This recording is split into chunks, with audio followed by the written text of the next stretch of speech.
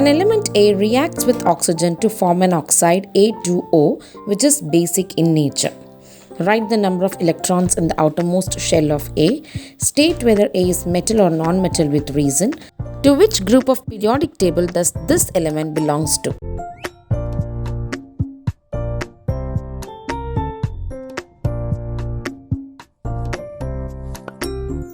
The oxide of element A is basic in nature, which means that A is a metal. Now let's understand the valency of A. So from the formula A2, we can understand that the valency of A is 1 and hence it will be in group 1. So the number of electrons on the outermost shell of A will be 1. We have already discussed that A is a metal and hence it will release its valence electron to complete the octet. And the answer for the third question is it is present in group 1. Let's move on to the next question. Complete the following. An element with atomic number 12. Metal of group 14 used in making cans. A lustrous non-metal which has 7 electrons in the outermost shell. Highly reactive soft metal in group 1. First element of second period. And an element in third period with completely filled shells.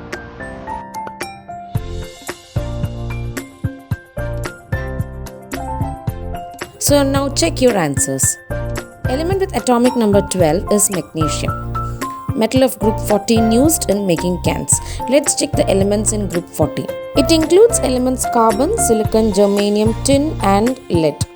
And from these elements we know that tin is used in making cans. A lustrous non-metal which has 7 electrons in the outermost shell. This means we are talking about group 17 and we know that the only lustrous non-metal is iodine. Hence the answer for question C is iodine. Highly reactive soft metal in group 1. Highly reactive metals in group 1 include lithium, sodium, potassium. But when we take in count of the electropositivity, we know potassium is highly electropositive than lithium, sodium. Hence potassium is the answer for the fourth question. First element of second period. Second period means there are 2 shells. So the first shell is completely filled and since it is the first element, in the second shell there will be 1 electron. Hence the element is lithium with configuration 2, 1. In the last question we have an element in the third period with completely filled shells.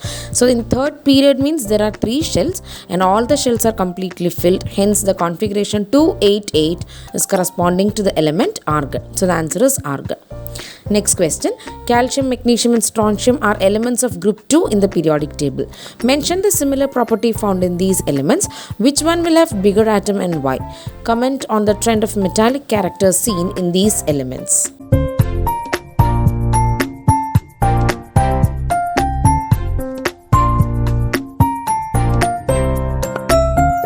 Since these elements are present in the same group, their valency will be same. Hence, the similar property found in these elements is valency. To understand the bigger atom, let's find the position of these elements in group 2. We can understand that the order is magnesium, calcium and strontium. We know that atomic size increases down a group. So, the bigger atom among the 3 will be strontium. The third question is based on metallic characters seen in a group. In a group, metallic character increases down. So, magnesium is least metallic and strontium is highly metallic among these 3 elements. Moving on to the next question. An element Y has a total of 3 shells with 6 electrons in the valence shell. What will be its atomic number? Identify the element. In which period and group will you find this element?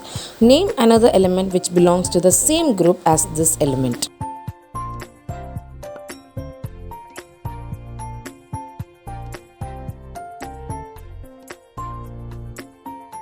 Since the element has 3 shells and there are 6 electrons in the valence shell, so the configuration will be 2, 8, 6. So the atomic number of this element will be 16 and the element is sulfur.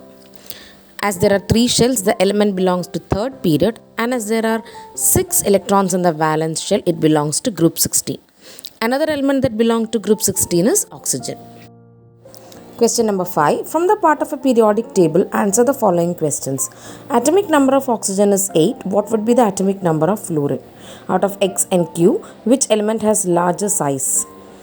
Out of Y and Z, which element has smaller atomic size? And give reason for both the answers.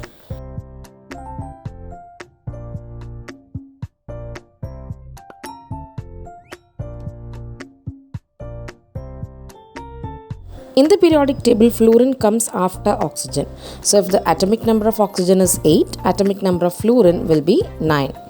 Out of X and Q, the element with larger atomic size will be X, because in a period, atomic size decreases as we move from left to right. Out of Y and Z, Y will have smaller atomic size, because in a group, atomic size increases down as we go down in a group due to an addition of shell. Atoms of 8 elements A, B, C, D, E, F, G and H have same number of shells but different number of electrons in their outermost shell. A and G combine to form an ionic compound which is added to all dishes while cooking. Oxides of A and B are basic, while that of E and F are acidic. Oxide of D is neutral. Following are the questions. To which group or period do these elements belong to? What would be the nature of compound formed by B and F? Which of these elements are likely to be metals? What can you say about element H? Write the formula of compound formed by C and G, and what is the nature of oxide formed by C?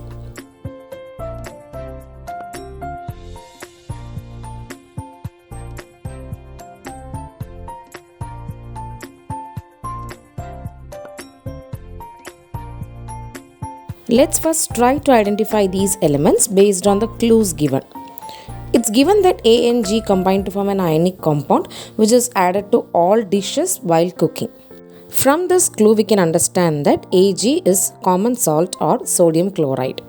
So A is sodium and G is chlorine. So now let's try to find the position of these elements in the table. It's given that they are having same number of shells. The configuration of sodium is 281. So all these elements have 3 shells. That means all these are elements of third period. So that becomes the answer of the first question. All these elements belong to third period. Now let's understand the nature of compound formed by B and F. Since oxides of A and B are basic and E and F are acidic, it means B is a metal and F is a non-metal. And we know that when a metal combines with a non-metal, it forms an ionic compound. So the compound formed by B and F will be ionic. Mostly the first 3 groups, that is group 1, 2 and 13, consist of more metals. So the answer for the third question will be likely A, B and C. What can you say about element H? In the given order, we can understand that H is the last element, and we know that every period ends with a noble gas. So H is a noble gas. Write the formula of the compound formed by C and G. As all these elements belong to third period, we can get the configuration of C and G as 283 and 287.